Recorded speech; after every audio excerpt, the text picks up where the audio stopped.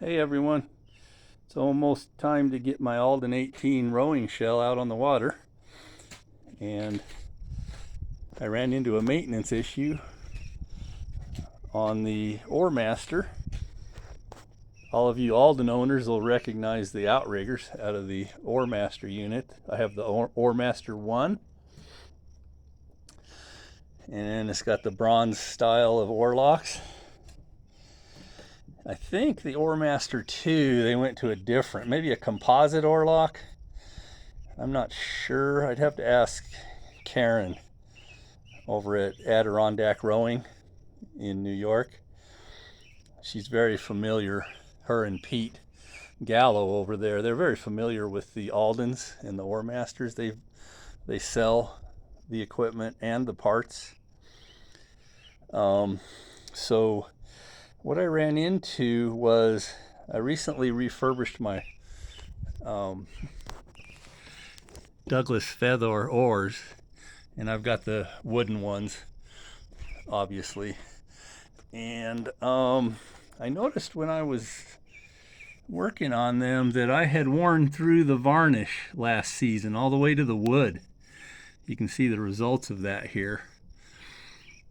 This is all freshly varnished over the top of it, but you can still see how that wore on the bottom corners of the shaft all the way to about here on the shaft. And so I got to looking at the oar locks, and I think you can see the wear there, and there. And that's from feathering the oars, you know, a million times over the years.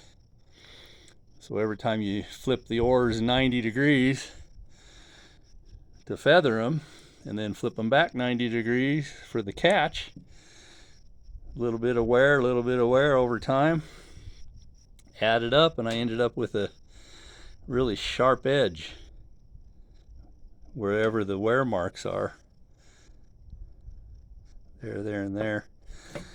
And so what was happening is every time I would lay my oars in here, which you lay them in at this end where the shaft is narrow, and then you slide your oars in because of that sharp edge on the bottom, slightly rounded, actually was cutting in.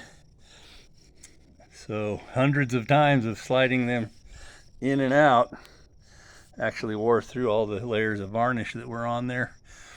I did remove all those layers from years of use and added 2 fresh layers of varnish this year. So, but the fix was to polish that down and smooth those like I have on this one here. I don't know if you can tell how I've polished that to where there's no sharp edge. And the way I did that is I used a carborundum stone and carborundum sandpaper on a roll. And let's see, that's 220 grit.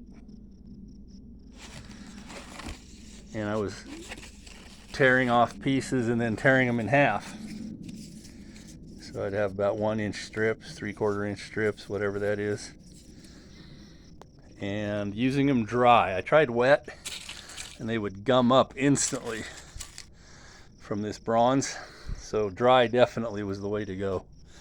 I did try some of this Gator waterproof sandpaper. It was doing pretty good. 400 grit, so a little bit not gritty enough, really. But between the stone and the paper, it was a bit of labor. It turns out this bronze is pretty tough stuff. And I even messed with a file at one point, and it just was barely even touching it. So definitely for me, the way to go was strips of the carborundum paper and the stone. And that's just going to be a maintenance project. Keep an eye on that even throughout the season, and if I notice that edge sharpening up, which I don't think it will, I think I'm probably good to go for a couple of seasons now. But that's something I'll keep an eye on, and any sign of that sharpening edge, it'll be time to round that down a little bit. And then also polished the shaft a little too. It was had a lot of rings cut into it. I didn't over polish it just because I don't want to take the diameter down hardly at all if I can avoid it.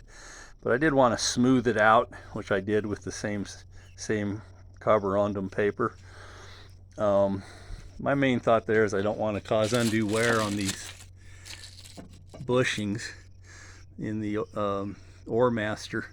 You can still get these from Adirondack Rowing. In fact, these are new from them, and then I ordered a spare set as well. But yeah, main thing, keep that smooth. I don't lube that at all. Karen mentioned not to, and that is correct.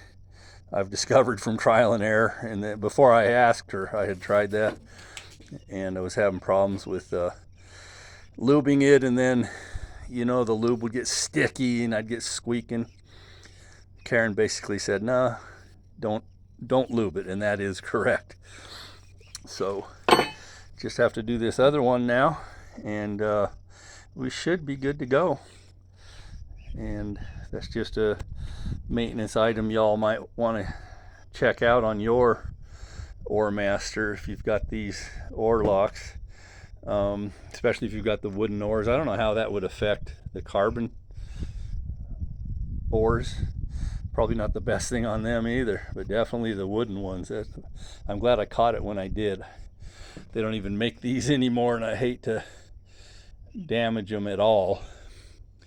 So yeah, we're gonna get that buttoned up. That's kind of I think the last maintenance issue, and then I'll be out on the water, and hopefully you all are out on the water too. Thanks for watching.